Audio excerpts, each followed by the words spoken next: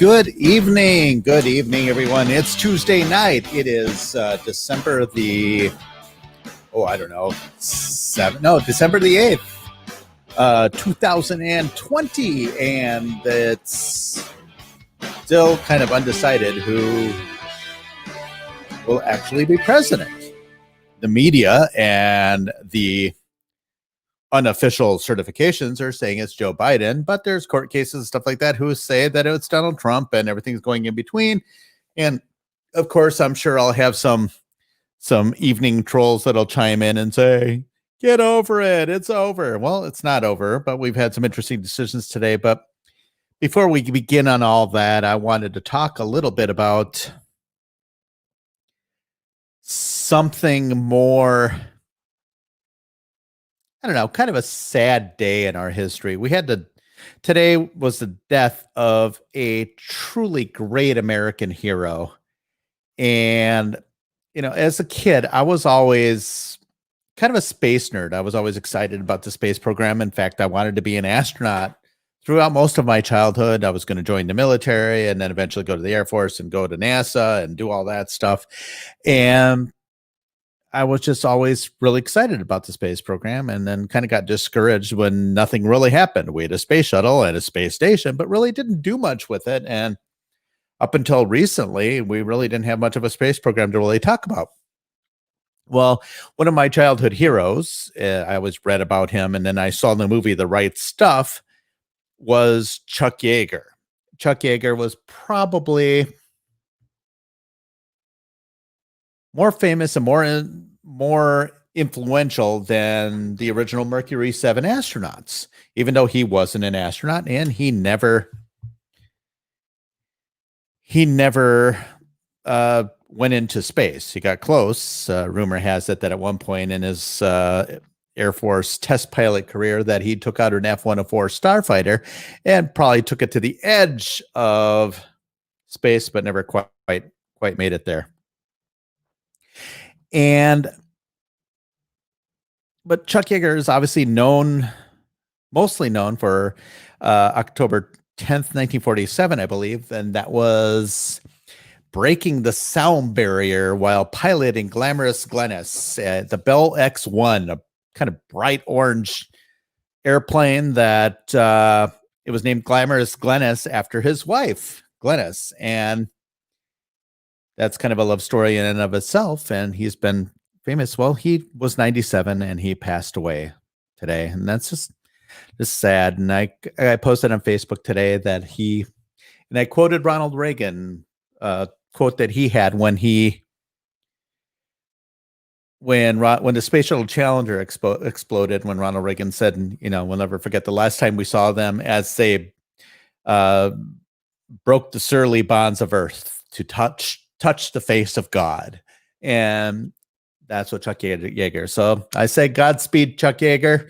I'm sure you'll be joining your good friend John Glenn up there in the heavens somewhere, looking down on us.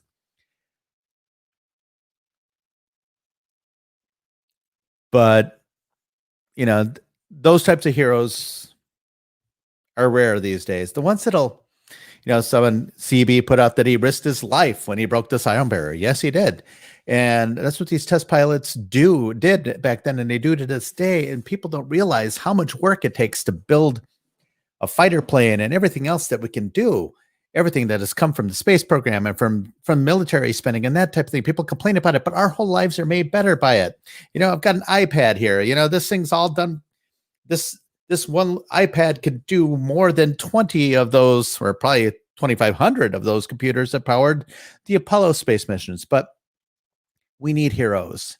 And I just wanted to take a moment and reflect on that, because I'm concerned, but I'm cautiously optimistic. And clearly today we had some interesting things.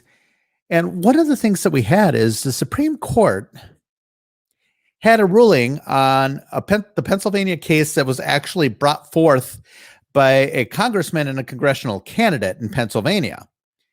And the Supreme Court basically issued a ruling A one-sentence statement basically saying we're not going to take the case. No explanation, no dissents, no nothing. I mean, these are people that have written entire books and papers and rulings and stuff like that, and they can't give us more than a sentence. So it's very, very, very interesting. So they're essentially upholding what the state of Pennsylvania was doing in a sense. It's, Pennsylvania has a constitutional requirement. So what happened is Pennsylvania changed the rules about mail-in voting, and there's an electoral requirement. Well, there's a requirement for changing the rules of elections out there is you have to go through a process. You actually have to amend the Constitution in order to do that in the state of Pennsylvania. And there's precedent for this and everything. One of the things you have to do, it's very similar to the same way you make an amendment to the Constitution in the state of Wisconsin, is you have to pass this amendment through 2 consecutive sessions of the legislature.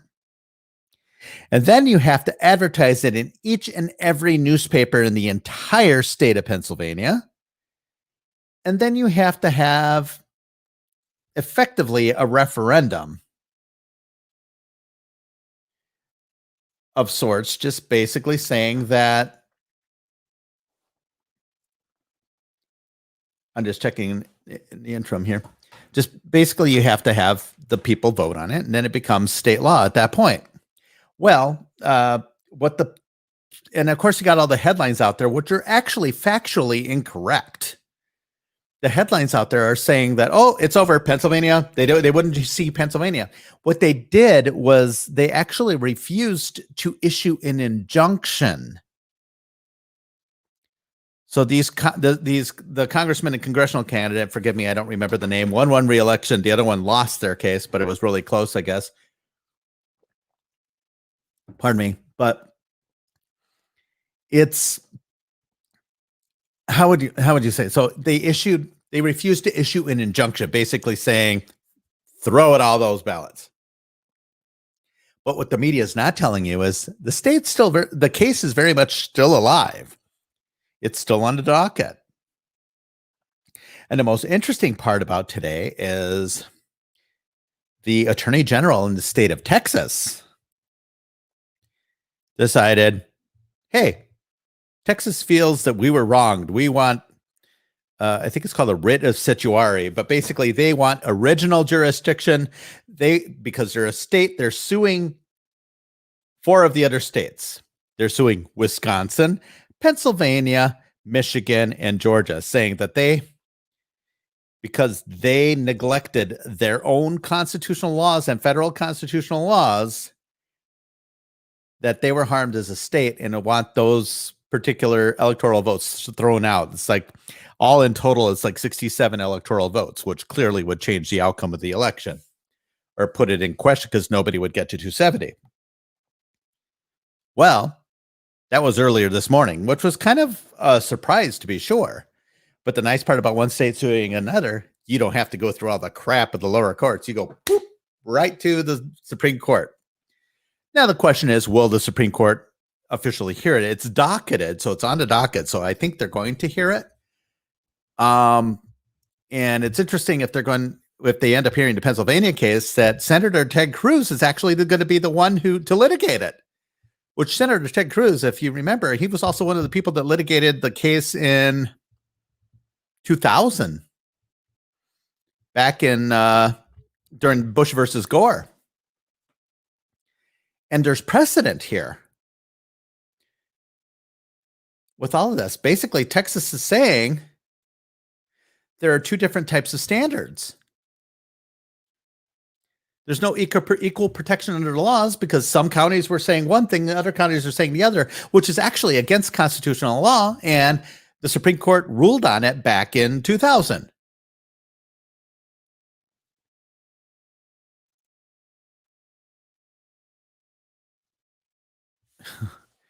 Oh, yeah. CB Badger is saying Josh Call bumbled his response to Texas. I would love to see that. I didn't get a chance to see it. Josh Kaul is the attorney general here in the state of Wisconsin. He's a complete moron, but he's also a true believer. And rumor has it he's going to run for governor instead of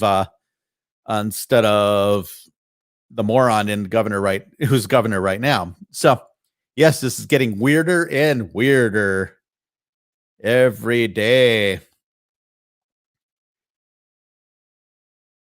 Yes, Ted Cruz is going to argue the Pennsylvania case. The Pennsylvania case is actually still active. All they did was refuse to issue an injunction. That's all they did. But the media is making it sound, oh, it's over. They're not going to hear the case, which still may happen, but it hasn't happened at this point. But nonetheless, you got this Texas case. And then throughout the day, we had 7 other states actually join Texas in suing these other states. And I anticipate them adding Arizona and Nevada to the list of states as well. But these states that are also joining Texas are Arkansas, Alabama, Florida, Kentucky, South Carolina, South Dakota, and Louisiana. And there's more to come. I think there's going to be as many as 10 states, if not more. The Supreme Court pretty much has no choice. If they don't hear this, we're done. Now, I heard that Mark Levin over at, he's just a news talk show host and what have you. And he's a constitutional lawyer by trade. I think he worked in the Reagan administration and for the attorney general during Reagan. But he basically said it looks like the Supreme Court is actually afraid. They don't want to cross Joe Biden so he doesn't stack the court. Well, using that logic, if Joe Biden is not president, he can't stack the court. Hello. That's the whole point of this. But anyway, so we'll see what happens ultimately. But there was no notorious ACB. There was no, Clarence Thomas didn't say a word. Alito didn't say a word. Kavanaugh, Gorsuch, none of them said a word. All they said is they're refusing to issue an injunction. So we shall see what ultimately happens with that. But anyway, Ted Cruz being in front of the Supreme Court could be interesting because Ted Cruz, I guess he's good at it. I actually wouldn't mind it if Ted Cruz was nominated to the Supreme Court. I think he's legally brilliant. So he has a lot of that in him for that matter. But I don't know. I'm cautiously optimistic still. There's still a lot that can happen, and certification, even the Electoral College voting, does not guarantee anything. There's still a lot that can happen on January 5th when the United States Congress counts the votes.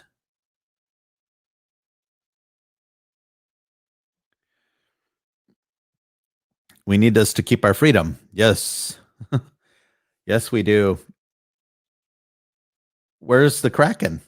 Well, actually, the Kraken has been released, and actually, the Georgia and Michigan lawyers said no. They threw the cases out, saying that she didn't have standing and stuff like that. But I think that ultimately, they want to get it in front of the Supreme Court. I'm going to have a guest on the show tonight. I just got your message. I'll send you a link. But I think the Kraken has been released, but it needs to get to the Supreme Court. I think that's the plan the whole time. And the fact of the matter, this is getting so much media attention. People are starting to see it's creating something like maybe this wasn't a clean election. There's even Biden supporters that said, well, he won. They're happy with that, but they don't like the idea because they don't realize it's only a matter of time before the Republicans can use these same tactics against the Democrats. Turnabout is fair play when you think about it. So I'm going to put this. And where are you? Where are you? There you are. And I'm going to send an invite to my very special guest because because of those things he does. Okay, so I've got a guest coming on board. In the meantime, there's some breaking news. There's actually a man captures a 19.5-foot python in Florida, cuts it open. He found 3 more boxes of uncounted Democrat ballots. You know, it's amazing how these ballots keep showing up out of nowhere. Yes, this is hyperbole, but you know what? It's not far from the truth. It really isn't. Yeah. Here's a picture of Chuck Yeager in front of Glamorous Glennis when he got a picture taken. I think this was just before he went up in the air. No, this was after he landed, after breaking the sound barrier, making history. And this is a picture of him short time ago. And, 97. I'm so sad about that. I'm going all over the place right now just because I like to be on tangents and stuff like that. And now I can make faces at my special guest and they can't do anything about it. They're just in the green room right now. Oh, making faces back at me. So I'm going to invite to the show. It's been a little while since she's been on the show because she's a slacker. Welcome to the show, Jackie. How are you? Good. How are you? I'm good. Welcome. How are you doing out there? How's life down in the world of Kenosha? Fun thing they should ask today. Oh, really? Tell me more. Well, you did tell me more earlier, but no, because you helped me. But I spoke at the KEA meeting today with the for the Kenosha Education Association and Kenosha Unified District School Board meeting. So that was really interesting. So Jackie was asking about the Kraken. It looks to me like she unleashed her own Kraken. So basically taking on the school board single-handedly, and that's not single-handedly. Kenosha has some incredible parents that are standing up and saying, absolutely not, we're not doing this. So I got to speak on behalf of a lot of the parents and teachers. We have some incredible teachers that are thinking the same thing. But because of the union, they're silenced. So we get to speak up for them. And that was pretty awesome. But it was interesting. So we had a couple people that were in the meeting and the people sitting are just like applauding, standing ovation. They were motioning to have the rest of the school year 100% virtual. Mm-hmm. Oh. And they're applauding. And I'm like, you've got to be kidding me. So yeah, I didn't get any applause by the people in the room. Well, hopefully you got some applause of people watching. And that's the whole thing. I mean, we've got all this stuff happening on the national level. We got the Supreme Court, the presidential election, and stuff like that. But there's a boatload of stuff happening locally. Mm-hmm. Even we're on the verge of a vaccine and all this other stuff. And hopefully putting an end to this whole BS about COVID. But COVID's still affecting everyone. It is, but I think one of the I lost most difficult things. Oh, yeah, so COVID's still affecting everyday people. Yeah, we were lagging for a second. Yeah. It is, but the thing that is most baffling and disrespectful to me about the whole COVID thing is one of the teachers, or no, it wasn't a teacher. I take that back. It was one of the KEA members, so the Kenosha Education Association members, that stood up and said, we are getting grants to put the kids to pay for them to go to childcare because we can't have them in the school. So are you assessing who's more valuable and who's less valuable if this is this deadly virus that everyone's afraid of? We got to shut down the schools, but our childcare workers are less susceptible, less important. Would it be a difference if we swapped their salaries? Then would it matter? Then would they go, okay, we'll step up and do this? What is the push for that? How do you assess one childcare facility? Not saying that teachers are childcare facilities, but well, right, they're more important, so they can't be put in danger.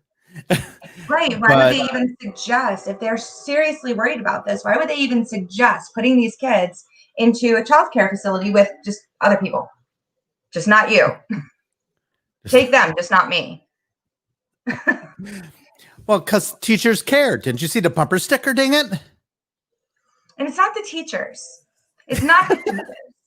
But it's the union. The union tells you that teachers care. It's the board. It's the Kenosha Education Association. It's those people that are able to make those types of decisions for everyone. And they don't assess at all who else would that affect. So I rattled off some statistics, and one of the guys said, we understand that this is a bottleneck, situation, and it's not for everyone. And there's kids that are going to be left behind. That is the problem. That's what we're talking. Let's talk about that. Yet the bagger at the grocery store is considered essential. Yep. It's crazy, and part of it is, and they're trying to prevent kids at private schools from going to private school because once again they don't want the competition and everything else. Have you guys had declining enrollment in Kenosha? Because I know Wauwatosa has had declining enrollment significantly. No, in fact, the Kenosha Unified budgeted to lose 300 students for the 2021 school year.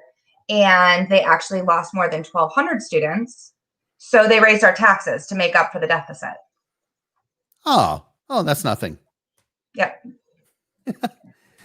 So go figure. So you have less students, but you need more money. Do you think you made an impact tonight? I don't know. I know that it resonated well with a lot of parents. I've been getting text messages and inboxes and people commenting all over the place that it was great.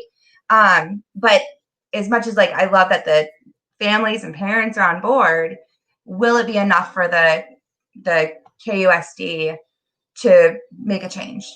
Are they listening? I made it very clear. This is our school. These are our children. You were elected to represent the community. The community has spoken. We've said what we want. Are you representing that? Well, hang on a second. Breaking Supreme Court issues Thursday deadline for Pennsylvania to respond to the Texas lawsuit. Okay, cool. What about the other states? But interesting. The plot thickens. Anyway, we'll come back to that in a bit. So let's say nothing happens. What's your plan? What's your plan? There are plans in the works. All right. Like maybe Jackie running for school board? I've been asked 3 times today. I'm like, I don't know about that. But come on, you don't put yourself out there without thinking about it. Come on. I don't know if I want it. I don't know if I could sit in a room with I don't know. I just don't know. I feel for you can blow off steam every meeting. You can just vent and fall on the carpet. No, I don't know. It's considering, but I don't know. But there are plans in the works because there are way more unsatisfied families than satisfied ones by a landslide. Wow. And kids are not. One of the comments, someone messaged me privately tonight and said because they announced, because they're supposed to be going back to in-person January 11th. Okay. And they're meeting 5 days a week? Huh? 5 days a week? Yeah, they'll be back in person. Right now, they're completely virtual.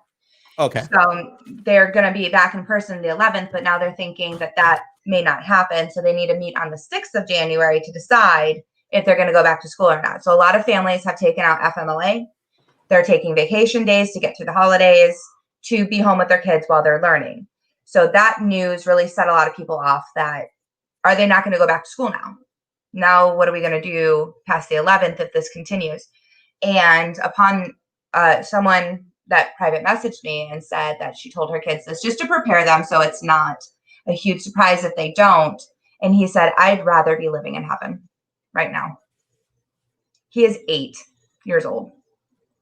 And it's the mental health issues and the stress that is happening with our kids. It's not about the parents being mad and I want what I want and I want my kids to go to school so I don't have to pay for childcare.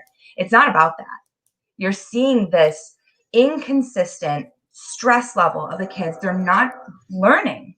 We had I think she was 9 years old on the meeting tonight. And she gave a testimony. She goes, I don't learn. I want to go back to school. I like to learn. I'm a good student. I love my friends. I'm not learning. I don't want to do this. And she gave this really great, you can't argue with it. She's right. Well, I'm going through it right now. We had a choice in Wauwatosa, where we could do all virtual or a hybrid half and half type of thing. So in hindsight, I made the wrong decision, but I said, okay, let's do 100% virtual because, it's going to be confusing and having to wear a mask for 8 hours a day that you're there and all that stuff. And then my 14-year-old is struggling with it. He's not wired for this. And there's a lot of kids that are not wired for this. I don't know that I could have done it. Most kids aren't. Yeah. We talk about low-income families and single-family homes and that, but the truth is, it doesn't matter what kind of home you come from. Most kids are not wired to be on a computer for 8 hours a day. Even the ones that sit there and game all day. Because it's completely different. They're being tested and graded. And I have an AP student in my home. She's straight A student. She's getting Fs in the matter of a few weeks. Oh, I know that a friend of mine, their child, 28 assignments behind in math. They didn't get so much as an email to find out that their child was so far behind. They had to look. They were trying to figure out what the grades were. So they went onto the system. Their system was never being updated. It finally got updated. And the grade is obviously an F. And okay, you didn't tell me when my kid was 2 assignments behind and over 20, you're still not telling me? I mean, that's what's happening. But the teachers are overloaded. They're trying to keep up with everything. And so I feel for them too. But at the end of the day, this is affecting mainly the children. So how are they supposed to catch up on all that? And we're getting the same thing. I'm getting the same reports for our kids that are, they're behind in this, or we've got to catch them up in that, or I need to sit because I have a kindergartner who can't fully read directions by himself. So I have to sit there all day and read all the directions. And then my second grader who struggles with reading, I have to go back and read him all day. This all day. You know what's worse? What's worse, and this is one of my biggest rubs against the Republican-controlled legislature and governor's office for 8 straight years, we still have Common Core. And now that our kids are home, we fully see how bad Common Core really is. Oh, yeah. The teachers don't even want to teach it. I did a post and I was just asking, and I wasn't having any kind of tone, which is very hard for me. I was not having a tone. I said, can someone please just talk me off the ledge here and give me something positive about Common Core that I can relate to my kids? I can just say, even if I don't know what it means, like E equals MC squared. I don't know what that means, but I can say it and it has some truth for somebody out there, Well, it all depends on how you feel when you say it. 50 something comments. Everyone's like, oh, it's garbage. Because I don't know how to teach my kid this. Well, E equals MC squared is old, Because all the tests are, you have to show the step work. Which one needs to be rounded? I don't know. All of them? Wrong. Yeah, I can show you how I did it, but I can't show you how you have to do it now. What is this? With math, they have like multiplication is like this triple lattice method or something. It's like, it's ridiculous. And I went through 3 years of calculus, a year of finite math, and a year of linear math. Yes, I'm a nerd. And I still couldn't teach my kid elementary school math because it's like, it doesn't make sense, even though I could tell them how I did it. Yeah, I graduated high school with Algebra 2, and so that makes me feel better. Talk to the hand. Talk to the hand. I'm not good with math. I don't claim to be. My husband tutored me all throughout statistics class. It was terrible. I'm like, I just don't get it. Oh, we know how well he tutored you 5 kids later. Uh-huh. Yeah, uh-huh. He's a math genius, by the way. So there was okay. Yeah, happening. A genius. I get it. Okay. I'm having fun with you right now. So, every once in a while my system just freezes. I don't know what it is. It's my internet. I think what's happening is my 14-year-old's on the internet with his cousin, and they're gaming at the same time. So we're sharing the bandwidth. I don't get priority of my bandwidth. No. It's all about me. So well, no, there's someone next door that needs to tutor their kid or something. Yeah. Well, they're doing some education or something. I'm sure we're always. Yeah, I need to hire a private tutor for my son. I wonder if she'll be attractive, single. No, anyway. So I need some tutoring. So, at any rate, are you okay? So you're going through this at the local level and that kind of thing. Where's your head at with some of this stuff going on nationally? I don't. We haven't talked in a while. I know. Well, it's hard to chalk it up, and I think. Like the last time we talked was right after the election was over, and we talked about the election wins, like the biggest takeaways of this candidacy and the Trump campaign, just all of it. And I see it now even more than I did at that time, but I stand behind it. I see more local people, just average people standing up and saying, I need to do something because our leaders, our candidates, our elected officials that we trusted and put in these places aren't doing what we asked them to do.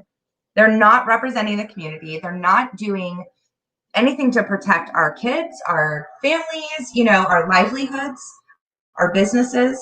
For a government to be able to come in and say that you can only have 25% capacity when you're already a small business, that's nothing. It's not like we're, Dave and Buster's, and 25% is still like 400 people. Yeah, no kidding. That could be 25 people. Well, and let's to say nothing about the, dining out is usually an experience. It's being out there. This is what I got home from work, and and my son being at home all day, I thought, let's get out of the house. Let's go get a hamburger. And then we went to a place that we haven't been to in a while. And there was, let me go to my albums. I gotta see if I can pick up my picture. Oh, I can't find it. But anyway, I took a picture. We went to, actually, I think I found it. We went to the restaurant, and the restaurant had, it's kind of it's like a wide open concept where it has, how would you say it? They have like animals on the back wall. The original owner of the restaurant used to go hunting. I know, evil, I know. It's not the evil thing. I'm just food, animals, same place. Yeah. Yeah. So he has them all up in his wall. It's all wide open. And at every table, they have plastic curtains, like shower curtains. So clear, transparent shower curtains. So you're like eating inside of a flippin' bubble. What the hell have we come to on a disease with a 98% survivability rate? I think that people would take it so much more seriously. And I think that that's an oversight that people don't take into consideration. It is a real virus. We do actually need to be sanitary and take precautions and all of that. And I'm comfortable with that. What I'm not comfortable with is I have to wear the mask when I walk in, but off the table, even though there's air conditioning units that are moving things around, you've moved to paper menus that you're not throwing away because there's someone else's pasta sauce still stuck here, meaning you can't sanitize this menu. If you're going to throw the stuff, then throw it away, but you're not. But think about this. I mean, it was amazing scientific discovery many months ago that if you're in a seated position, COVID doesn't affect you. You can take off your mask. That's the thing. That's just killing me. And from a mental health perspective, the thing that I experienced recently in an airport was like cattle herding. And I got and I'm not a real emotional person where I feel like I'm going to break out and cry every time I'm scared about something. Like, it's just not at all even close to how I am. I'm very rational in the moment. I can be. Well, that's what you say. But I got yelled at several times in the airport, and they're like, "Give this one, give this one." I'm like, oh, this line? Oh, this line? Oh, like, what are you talking about? She's like, I'm playing goodness line. Okay, I don't know if you're yelling at me. Are you angry with me? Are you confused by me? Are you actually speaking English? Can you not see what I'm saying to you? I don't know what you're saying to me. I just hear goodness line. And I'm like, I don't know what I'm supposed to do. And so I took my mask down. I was like, ma'am, I don't know what you're asking of me. She's like, put your mask on. I'm like, oh my God. Like, I'm out here. Like, what is happening? She wanted me to move over to the line because they were closing another one. But it wasn't just her. It was also when I was checking into the airport. It was also when I was bringing my bag on. They lowered the bag size an inch and a half for carry-ons. So now 20 people, including myself, had to check our bags at the gate because they wanted less overhead storage stuff because that would reduce contact, even though it's all going to be underneath the plane. So the thing that it keeps going through my is, are they looking at me like a person anymore who's confused? I don't understand what's happening right now. I don't really understand why you're taking my bag. I'm rationalizing this as a functioning person that understands what's happening. Take someone and I was stressed. I was very, very stressed. Someone woke me up. One of the flight attendants woke me up while I was sleeping to let me know that my mask was on, but if it fell off, he was going to wake me up and I could be banned from the flight. I was like, is that all, sir? And he's like, yeah. I was like, thank you. Like, please don't touch me. You're touching me. I feel like you should be touching me. Yeah, I could imagine you 5 years from now sitting in prison, talking to a new person. What are you in for? They say, oh, I murdered my neighbor. What are you in for? Oh, my mask fell off my face. My mask fell off while I was sleeping. That's what it's coming to. And just think, if President Trump doesn't fight this election and fight the results of this election, which he rightfully should be doing, very well be in jail. Joe Biden is going to give us more of that. Right? Well, and the thing is people are not treating people like people anymore. Not in public, not when we're at restaurants, not when we're in crowds, not when you're in an airport, because all you're seeing is this, and you can like this. Yes. And I get why you gotta wear it. I do. But if we're 6 feet from each other, I should be able to take it down and have a conversation with you so that you can see that this is my confused face. Yeah. My this is confused. This is angry. This is sad. I've got different facial expressions, but you're really not seeing a whole wide range without the rest of my face. Think about it. Yeah, we communicate with their faces, with their smile, with their eyes, with everything. But just think of it from the perspective of a child. I was just going to say that. That's what we're trying to navigate as adults. Now put that into a child's perspective. Where my 2-year-old took her to it's a secured Christmas gathering with the other humans. It was secured. Holiday gathering. Let's not be offensive. Come on. But she took someone's mask off of their table and put it on, just 2. Because that is her norm. Because in daycare, they all have to wear it.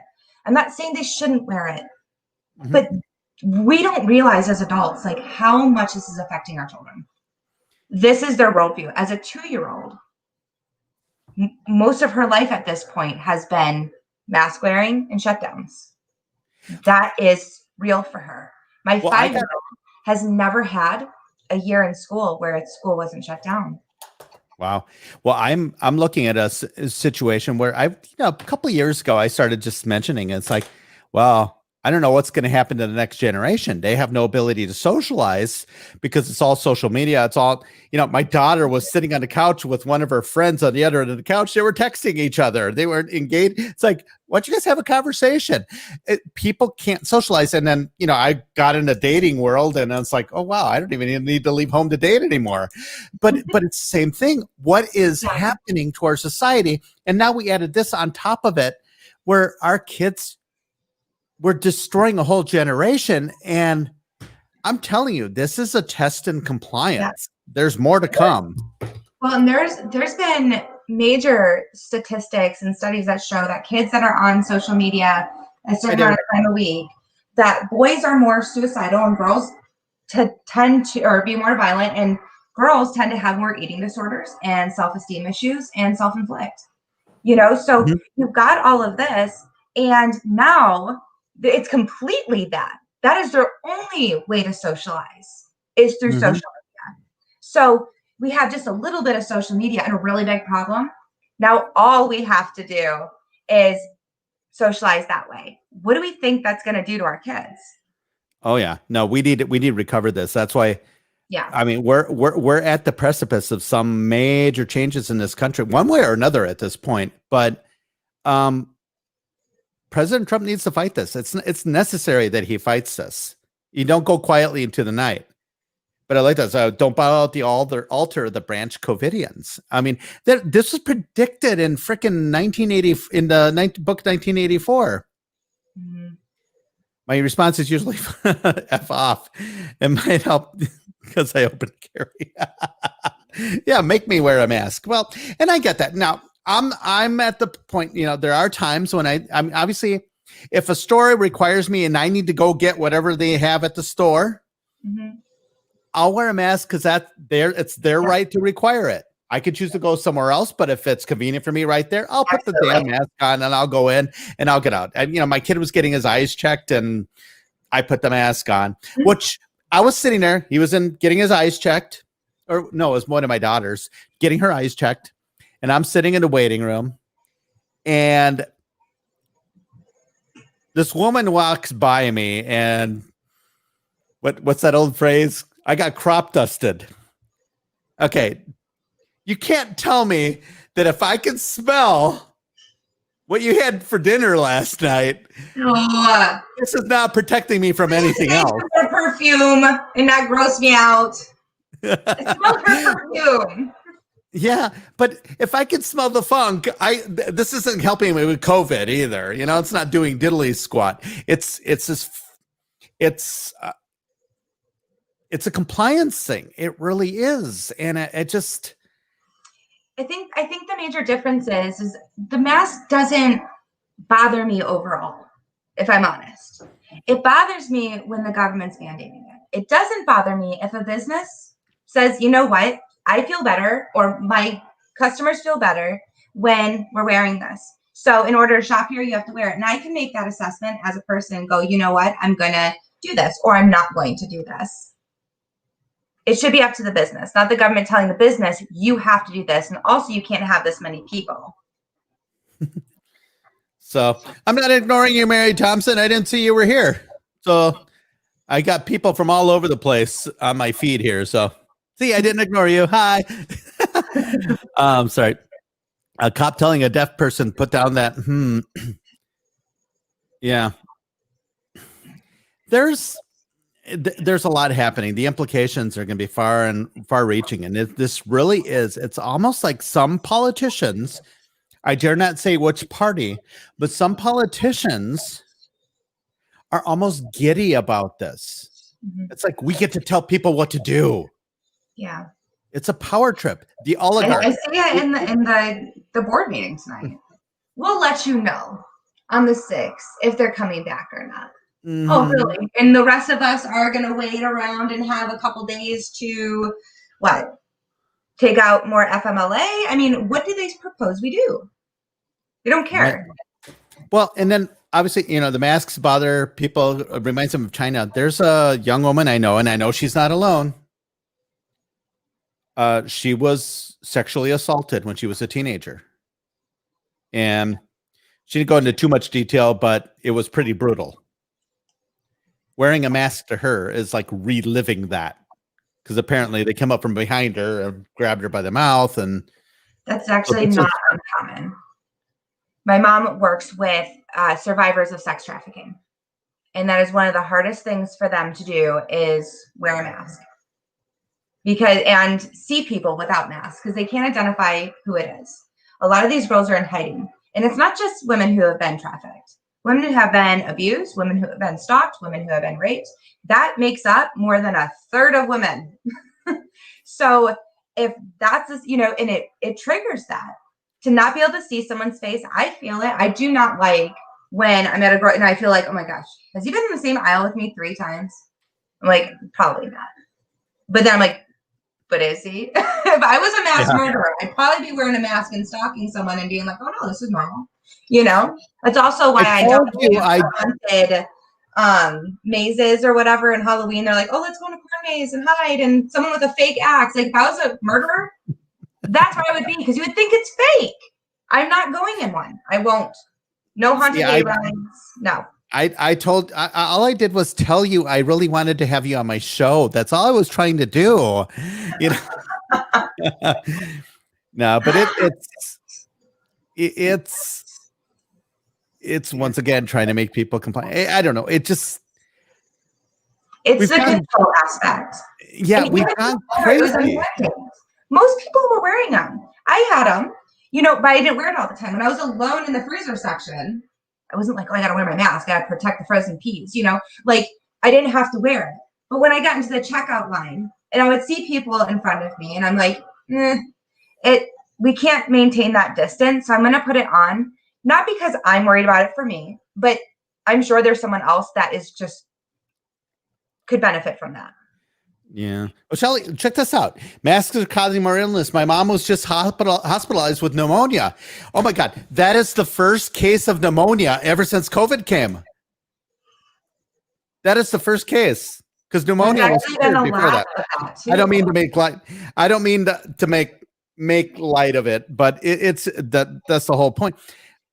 The other illnesses are being caused by people ingesting their own waste. Bacteria. It is waste. Yeah. Bacteria. If you had something bad for lunch, you get to smell it. It's like, bad breath. Oh, I need gum. But seriously, it's that. It's the. Mm-hmm. Well, and how many times are people washing their masks? Well, I take it off. I make the kids take it off. I'm like, it goes back into the car, because I'm not going to go to Menards again and then be like, well, that's great. Jordan's got his mask, and now we got to truck all the way back home. No, the mask goes into the console. But I've got a whole pack of disposable ones. Just whatever. Well, there are different types of masks, and apparently the masks are just basically to keep bacteria, because bacteria is bigger than most viruses. The viruses are typically smaller. So when a doctor wears a mask in the operating room, they're just protecting you from getting bacteria out of their mouth in an open wound, basically, and they're also protecting themselves from getting from if you're septic or something like that.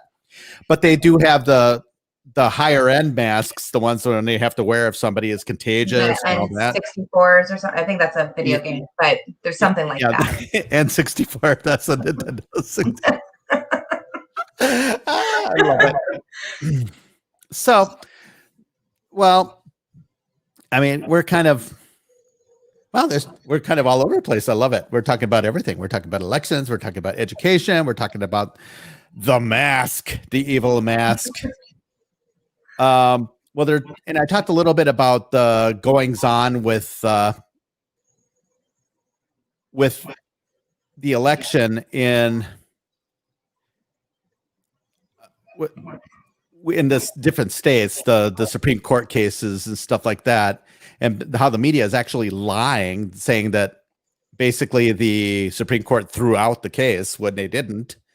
I saw that too, and I was like, wow, they really just threw it out? That's odd. Yeah, they didn't. All they did was say, they're not going to issue an injunction. They're just gonna. I mean, they're still hearing the case, from my understanding. Mm-hmm. We don't know what's ultimately going to happen, but I think the people on the Supreme Court have got to start seeing this isn't just one thing. It's not just like in 2000, probably before you were born, but in 2000 was. I wasn't old enough to vote when I was born. Yeah. Okay. It was Florida, but it was just one state. Now we got at least 5 states and multiple cases, multiple different things, and stuff getting thrown out in court. But it reminds me of the American Revolution. Look back on your history. Mm-hmm. Do you know how many battles George Washington lost? Mm-hmm.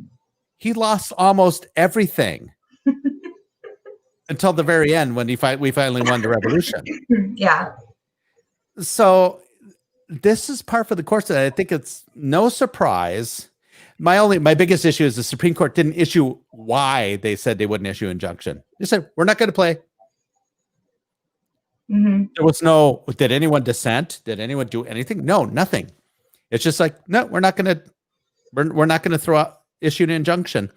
But there's a great article. Oh, goodness, I've been talking so much today. I'm getting dry. Put your mask on so I don't get sick. She's disappearing on me. So she's got to put her mask on so we don't get sick. I don't want to make any of my viewers sick. 35% of viruses, to filter virus particles, you could mask probably.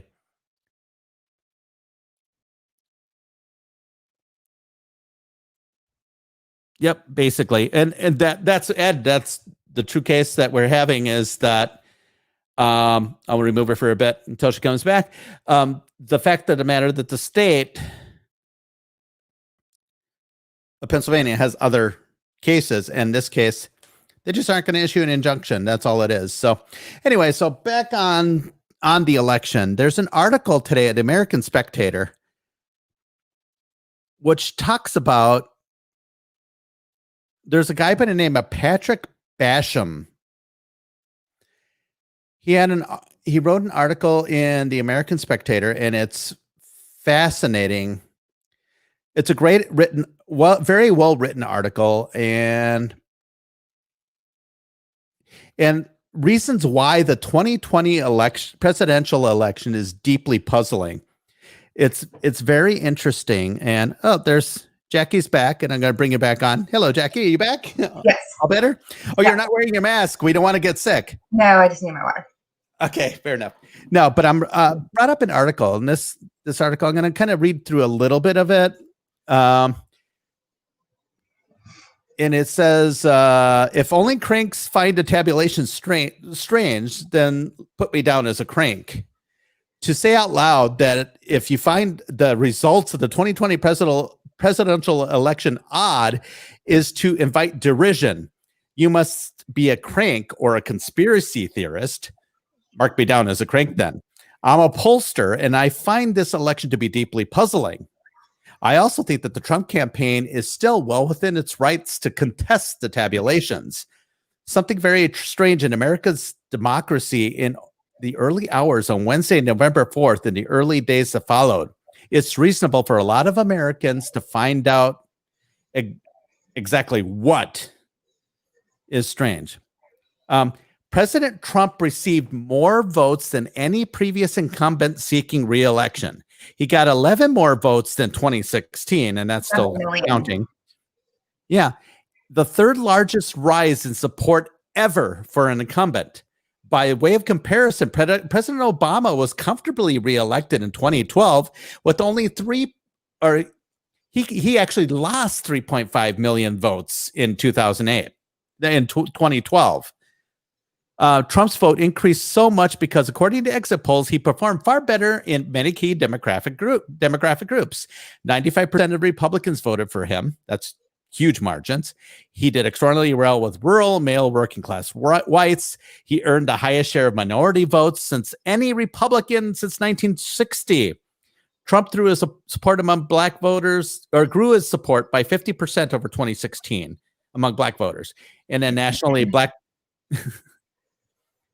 Joe Biden's black support fell well below 90%, and that's usually suicide for the Democratic Party. But I'm going to go over here. There's a bunch of things peculiarities that lack compelling explanations. I'll go through these really quick. Late on election night, with Trump comfortably ahead, many swing states stopped counting ballots, including here in Wisconsin. Most cases, observers were removed from the counting facilities, including here in Wisconsin, and counting generally continued without the observers, like here in Wisconsin. Seeing a pattern? Statistically normal vote counts were the new normal when the counting resumed. They were unusually large in size, hundreds of thousands, and an unusually high 90% and above Biden to Trump ratio. In Pennsylvania, 23,000 absentee ballots have impossible postal return dates. I talked about this on my show. Some of them were actually dated the day before they were actually requested. So they actually were date stamped that they were received the day before they were requested, which was fascinating, huh? They went back in time. I like being on time too. I like being early. Yeah, no kidding. I appreciate it. Failure to match the signatures. They never match the signatures, like here in Wisconsin. That people, it's state law that you have to match the signature, and they were sending out absentee ballots, or getting absentee ballots with no signatures. Missing votes in Delaware County, Pennsylvania, 50,000 votes held on 47 USB cards is missing. These cards are missing. 50,000 votes. We don't know who they're for. And I'd like to submit my guess. Wonderful. Non-resident voters, Matt Brainerd's voter integrity project, and I actually know Matt Brainerd. I met him. I did some work for him in the past too. We collaborated on some things. Bright guy, very intelligent. He's a numbers guy, a numbers nerd. So, and he will wear that as a badge of honor. But he estimates that 20,312 people who no longer met residency requirements cast ballots in Georgia. And Biden's margin was 12,670. So chain of custody breakdowns and stuff like that. Statistical anomalies. In Georgia, Biden overtook Trump with 89% of the votes counted.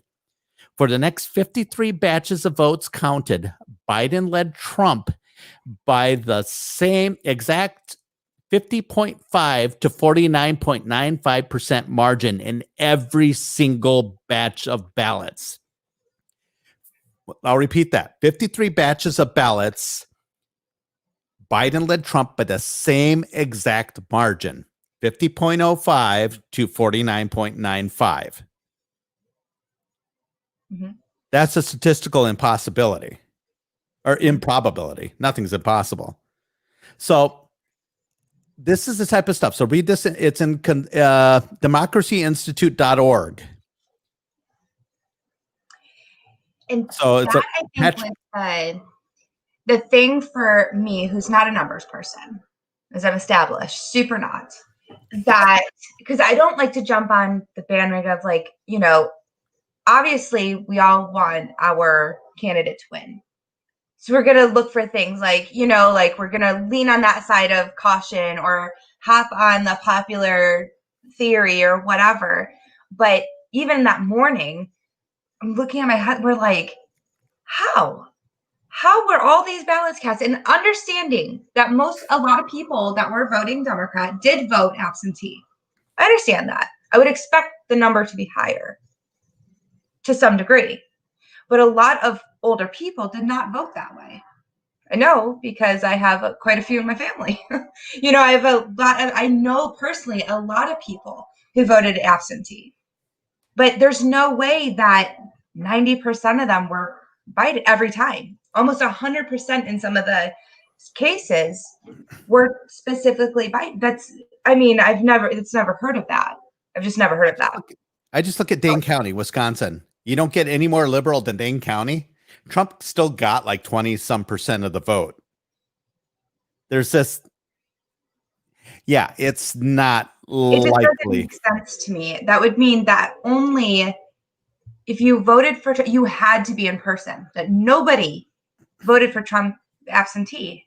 That just doesn't make sense to me, because even people that vote, you know what I mean? Like that there's margins in both. I know people who went in person to vote for Biden. Not many. And there were people who voted by mail who, legitimately were afraid of COVID-19. So they got their absentee ballot. Military or in nursing homes. There were a lot of situations where people were voting, and it doesn't make sense to me that they were all in the same time, like at night. Yep. Well, voting stopped or counting stopped, and then at 3 a.m. here's 150,000 or whatever it was. Like that's a really big batch. And it's all for Biden. All of it. Yeah, my understanding is that there are 6 active cases in Wisconsin right now. 6, and it might be 7. against all these ballots and stuff like that. And the one case that the state Supreme Court threw out, well, they didn't throw it out. They just knocked it back to a lower court, saying you got to go through the process first. Even though I disagree with Brian Hagedorn on this, the state Supreme Court in Wisconsin does have the capability for original jurisdiction. You could take a case directly to court, but nonetheless, they're going through the process now, and it's still going to get there.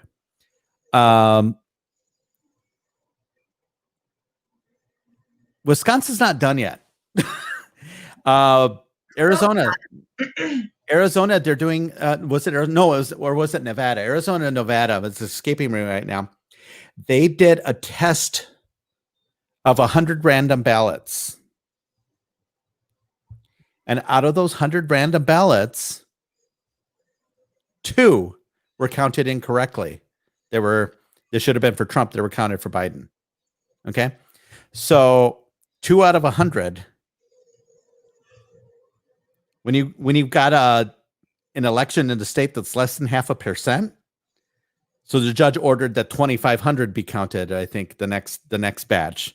So they're going through that, and the other one is they're trying to do forensic analysis of the machines. They got in a couple counties in Michigan, in Arizona, and in Nevada. They're doing forensic analysis of machines, and I think what Sidney Powell's trying to do is get forensic analysis of the physical ballots, testing the ink. They're trying to test if the ballots were written with pen or were they reproduced on a press or on, because I can't understand why in this day and age, we don't have watermarks on our ballots. It is astounding to me that this day and age, we don't have, like, I feel like they're just handing us like a quill when we walk in because we have not progressed. We have like the scanning machine I used in like 2nd grade to like count your SATs or whatever, like why is this the best technology that we have? Well, why don't we have watermarking? Why don't we have a more foolproof system? We're able to send people door to door to do door knocking and lit drops, but we can't to verify signatures. What in the world would the difference be? Just to make sure that their voices have been heard. Hey, I see that you haven't cast your ballot, whatever it is. We don't have it for this address. Did you want to? It's the Democrats every single damn time. Mm-hmm. They're always trying, the Democrats. There we go. I'm back. The Democrats are always trying to remove fail safes to guarantee as clean of an election as possible. Mm-hmm. The Democrats are always removing those fail safes. Why? Okay, mail-in ballots. Well, we don't want signature. We don't need to verify signature because it's racist. It's disenfranchised. Okay, so you're saying the Democrats are saying this. I'm not saying this. The Democrats are saying that minorities are too stupid to go get a driver's license. That's what they're saying. If I was Black or Hispanic or something, I'd be offended by that because they don't think I'm good enough or smart enough to go take care of myself. In Kenosha, they all have IDs of some kind. Even if it's not a driver's license, they have a state ID. Yeah.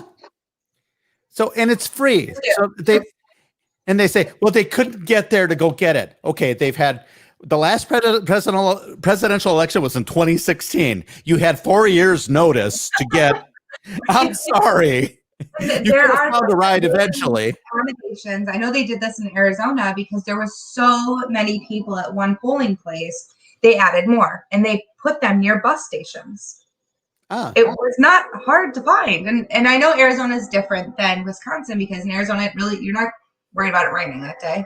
Like that's not a real big chance. You don't have to really worry about that. Weather is not working against you. We're here. That could be a challenge. But I feel like we've made COVID testing quite accessible. Why wouldn't voting be the same under big tents, drive through, walk through, whatever, like why wouldn't it be treated the same? Like, you have to meet somewhere in the middle. And I think that the view from I have one no side problem to with the that. other, Republicans are like, no, they want to make it impossible for these people to get there or to be verified, and that's not true. That's not You true just at want all. to have a clean election. It's quite the opposite. I would love to If- brainstorm ways to get you there. I would love if there was a bus route that specifically picked up people on election day that were like no party affiliated at all. Immobile. Yeah, All I you don't do want is to take take a them big there. building up, picking people up. That would Yeah, not be you fill okay. out the ballot in their Or smart car. bus or anything. Yeah, I have no problem with that. I'm willing to accommodate people who are having difficulty. I get that. But to just say, okay, you just still don't have to prove who you are. Yeah. Oh, come on. Really? No. But if you wanted to get into the Democratic convention, even as small as it was, guess what you had to do to get in? You had to show your ID. Who'd have thunk Yeah, it? that works. In every union election meeting, what do you have to do? You have to show your ID. Yet the union is up there and the union leaders are in front saying we don't need voter ID. Hypocrites. They are. They're hypocrites, and it's no different than the ones that want to strip, all the gun rights, but then have armed guards around the house.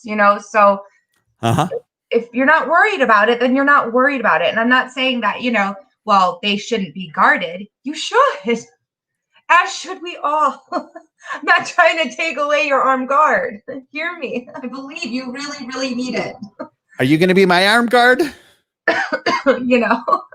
But I'm not trusting anyone else but me. That's the point of that. How dare you In be other so funny news, Didn't you get memo number 27? I don't get the memos. I unsubscribe to the memos. But in funny news, This is real and this is hilarious. I cried a little laughing. Are you ready? Uh-oh. I'm ready. Goya's CEO, the president, named AOC Employee of the Month because when she told people to boycott Goya, their sales went up by 1,000%. So now that's funny. There, AOC is the Employee of the Month. I was like, oh my goodness, that's hilarious because I did buy a bunch of Goya products. I did like a picture and I posed with all the Goya. Well, I mean, you think about this, how stupid they are. I'm betting I made a prediction the other day on Facebook. Yes, I'm still on Facebook. I know I'm a horrible person, but I have them both. I predicted that AOC will be running for Senate in a primary against Chuck Schumer in 2022. I guarantee that no matter what, even if they get, his agenda is not going to be as liberal as she wants it to be.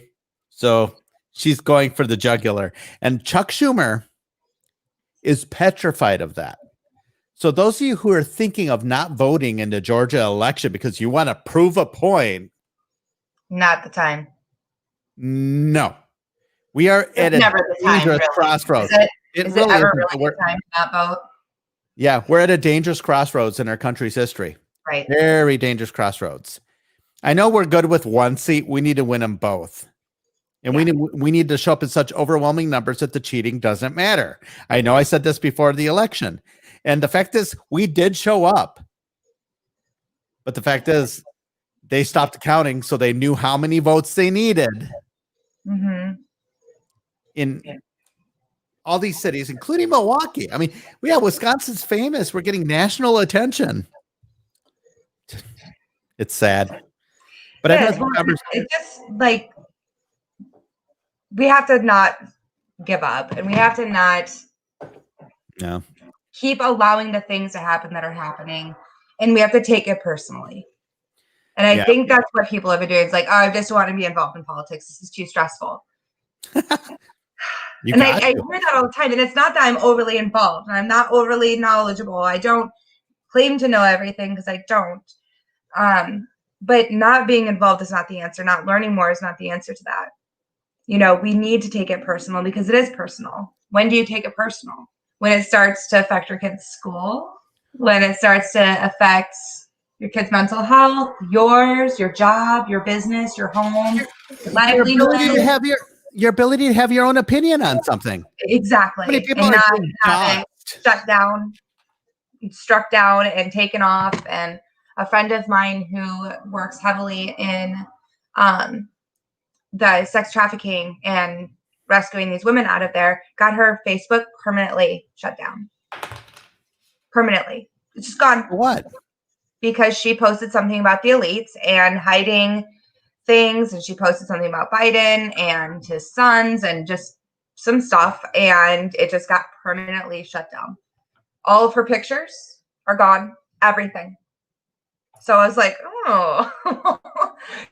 So we're starting like these mass downloads of pictures from Facebook. So I've been kind of using that as a photo album, as a crutch, because I'm too lazy to cut them out and put them in lace things and scrapbook like the other moms do. And so I've used I'm Facebook. going to be blunt. I'm going to be blunt. Too, like different albums. I'm a computer nerd. I love everything tech and stuff like that. I'm going to say this to everybody. This isn't just you. When I say the word you, not just you, Jackie, but it's everybody. Back your shit up.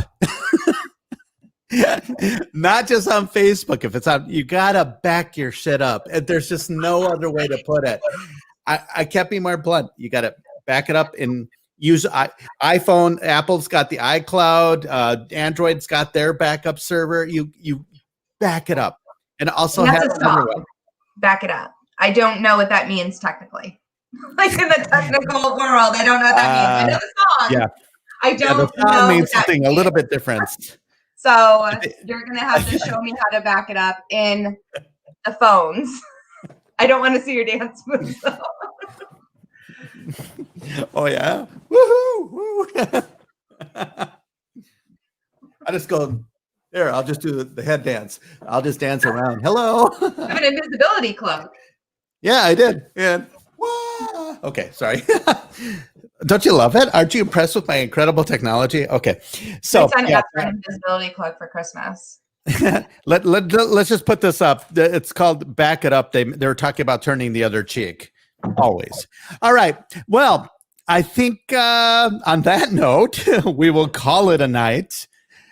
But thank you very much for joining me on somewhat short notice. You had your moment in the sun and you kicked hinder. I love the fact that you're getting involved. Even if it's not successful, you're getting word out there. I hope you don't get your tires slashed tonight on your car or anything like that. In the garage. And now that you were honestly, more people on a local level just need to just attend meetings, speak at meetings, speak your mind, talk about things, research things before talking about them. There were their parents even, and people that go into meetings, they just start rambling off stuff like that doesn't even make sense, and not that I know everything, but just research it, learn about it, and do something about it. Yep. Because that's what's going to make a change for this election and what comes next after that. Well, what I fear what comes next, I think a quote by Gandalf the Wizard in the Lord of the Rings?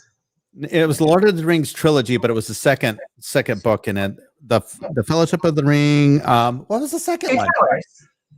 The Two Towers. Yes, in the Two Towers, when he said the Battle of Helm's Deep is over, but I fear the battle for Middle Earth has begun. The battle for the American idea has begun, and we are. Do you know what that whole book is written about? The whole series is based on. What's your thought on it? Now we're getting into the truth. The whole Tolkien and C.S. Lewis were actually best friends. So the writer of Lord of the Rings and Narnia were actually best friends, and they met in a pub every Sunday, and that was their church. And they would talk about the books that they were writing because they wrote those at the same time. And so they would talk about it, and they would talk about the Bible and how they were going to release this to the world in a way that doesn't feel so biblical and throwing the Bible down your throat. So they decided to write about 2 books of the Bible in 2 time frames.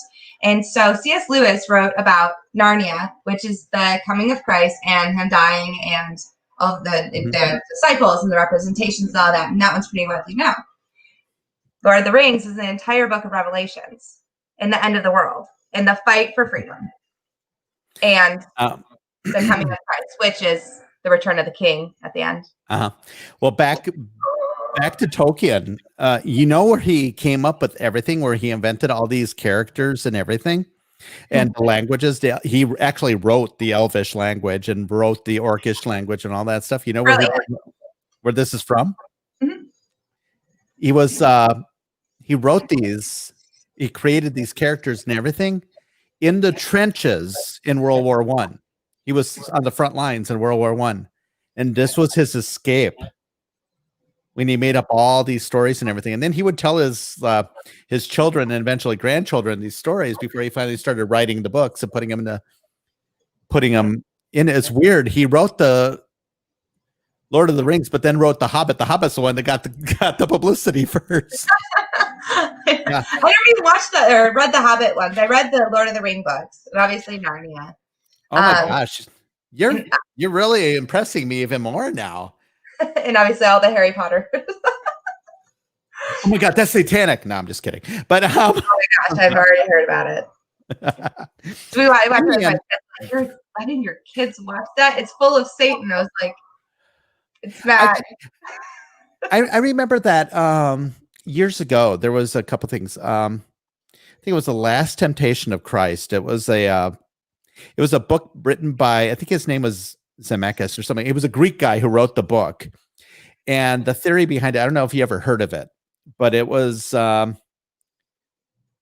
was a point where the storyline in the book that Christ did not die on the cross. He actually chose not to, and he had a family and lived his life.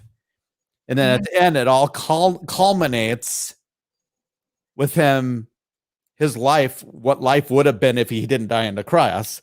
And then he realized he needed to die on the cross. And all of a sudden it went back, and the whole movie was actually his thoughts while he was on the cross, the what ifs.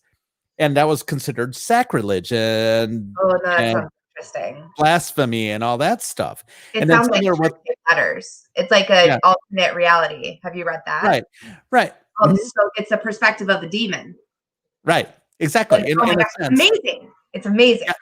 The demon tempted him one more time. The one that tempted him in the desert, or the serpent, and then also you think of what's the other one? The Da Vinci Code. We're talking about Christ having a bloodline and all that stuff, and I asked myself, these people, you shouldn't read it. It's blasphemy and stuff like that. I go, so you're telling me your faith in God or your faith in your religion is so weak that if you read a book, it would change your faith. I go, I think that's more of an issue of your faith than it is an issue of whether the books. There's a fine line. I'll tell you that. But there's, I've studied religion. As part of my bachelor's degree was to study religion and different aspects of it and why other people believe the things that they do and do the things that they do. So some of the things that I did is visit synagogues and visit different churches, not because I'm going to, when they started doing things, even like the Catholic Church, I go there quite often. I have a lot of friends that, are there and I go to support, but when they do their, communion and everything, I don't participate. I do in my church, but there's different rules in their church. So you just know the rules, the etiquette, you don't take it. I haven't given confession, I haven't done all that. So to understand it makes your faith stronger and makes you able to relate to other people. It's not, I wouldn't walk into a satanic church and try to, I don't know, that would make whatever it is that they do, But I do have friends that are atheists, and I have friends I have one friend that's, I don't know, self-proclaimed Satanist. I try to understand it a little bit. But there's not a whole lot of it, so there's a fine line, but understanding and reading and getting to know things makes you more able to relate. Yeah, and that's the whole thing about religion. When you look around the world, when you look at all the a lot of the chaos in the world is brought to you by people's prostitution of religions and stuff like that. And I always say to myself, only when religion loses its force could society hope to become humane. It's people have got, and that, and the Christians aren't innocent either. 800, 900 years ago, they were burning people at the stake and stuff like that. And they understand each other. And like, there's been churches I've gone to where I was asked not to wear any lipstick. Please don't wear any lipstick or eyeliner. It's considered extremely offensive in the church. Okay, so I didn't. It was very difficult, but I didn't. But I could. But you could. No, no. But it's considered extremely promiscuous. But that makes sense now. That when I was younger, we did visit a church like that, and they looked at my mom like, "Whoa, like what is?" And we felt super judged. But I didn't understand that at the time. Now I do. You should try the Greek Orthodox Church. It's like a fashion show. She was a Mary Kay consultant. She was actually a director. She's won like 100 cars. Like she was insane. But oh my! Makeup and the hair, and I mean, she was just beautiful. And we would walk in, and they were just looking at us. I'm like, what's wrong with them? So, and faith is different than religion. It truly is. It is. It truly is. And I think you could have a church with 2,000 devout followers all sitting in the church, hearing the sermon or whatever the priest or pastor or whatever is doing. I guarantee you're going to have 2,000 different interpretations of what that means to them.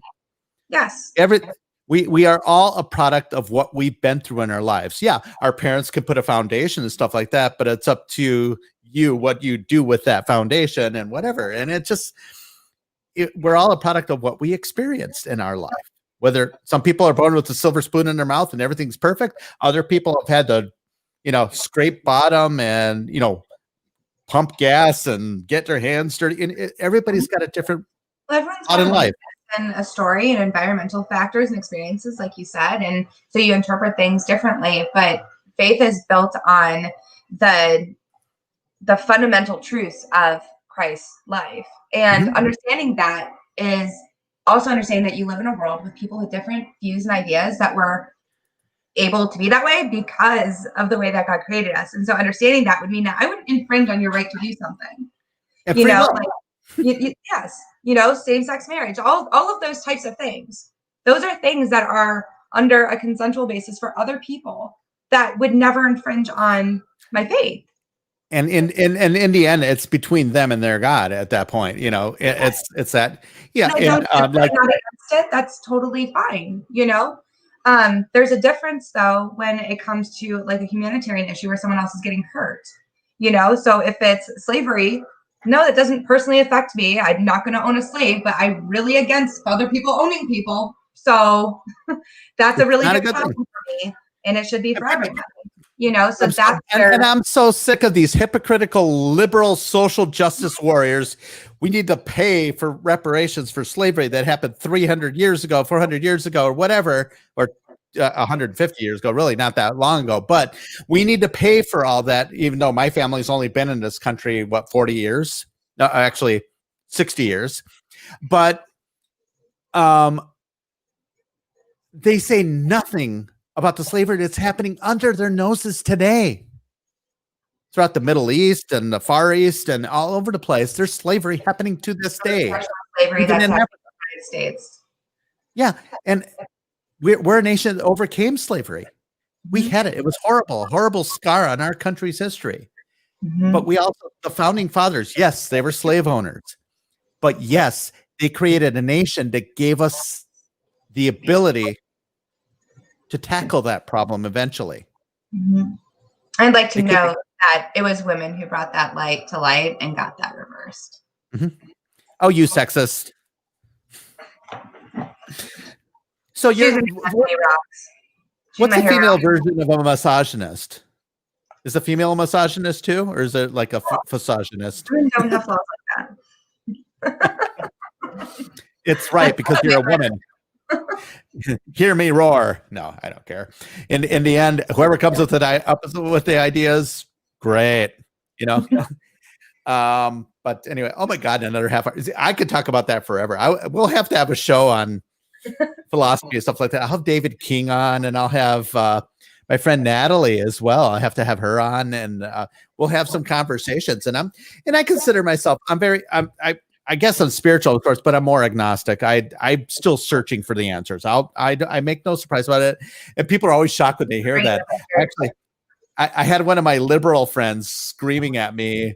She's always quoting passages to the Bible because her father was a pastor, and she's religious, but she's very liberal. She's the one that's always quoting Bible verses to me. And I was like, she goes, "You're supposed to be quoting the Bible verses. You're a conservative." It's like, conservative doesn't mean that. So, but it's in the end. But I think we will have one of those shows because it's kind of interesting and have that.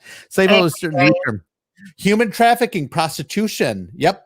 And let's be honest. Human slavery is alive and well in the welfare system. It's still happening. Yep. So the government is the master. I mean, that affects people of all colors, creeds, and everything. Yeah. Look what's happening in Appalachia, the redneck areas, obviously in the Black community and the Indian communities, the reservations, they're beyond poor in a lot of these Indian communities because they're living under a government program. It's like, oh yeah, don't even get me started. So we all under the guise of good intentions. Yeah. So, okay, I'm going to say goodbye. Thank you for joining me. I love the conversation. I love deep conversations like that. We'll have to do like a Saturday night. We could stay up till 3 a.m. talking about that. I'll have Ed Delgado on too. We can all have some. And is it cutting out again? There. It's my system saying my computer's getting tired. All right. Well, thank you, Jackie, for joining me. Thank you for having me. You'll be on again, and we've got to have that special guest we talked about on our show, on my show too.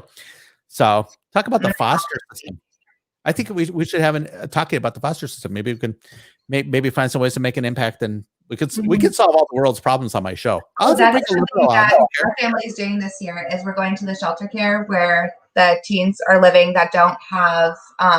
There's not enough available homes in Kenosha County, so we are collecting new things to give to the teens. Their ages about 9 to 17. So 9 to 17. Yep. So that's what we're doing in Kenosha.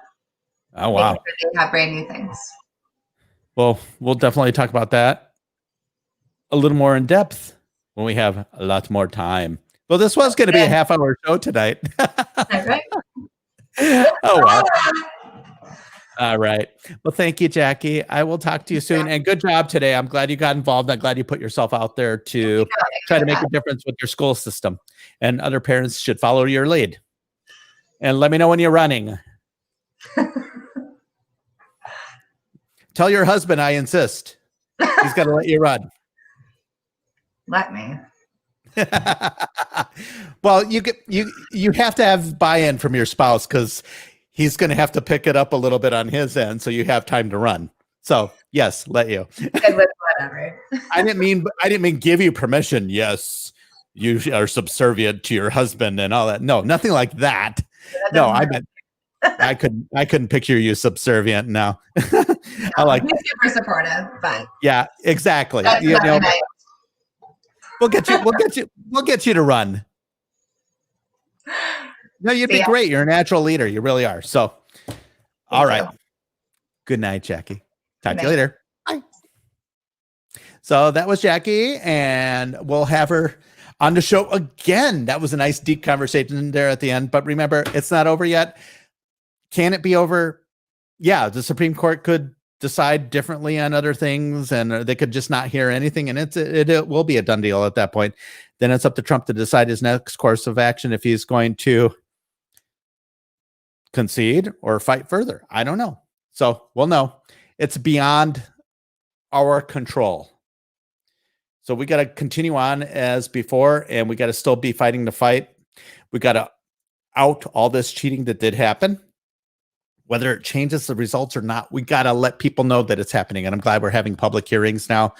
I'll give a shout out to Robin Voss for holding the public hearings. I hope he understands the pressure, and I hope it's not just a show, but we'll know soon if it's just a show. But I think in the end, we're due for some interesting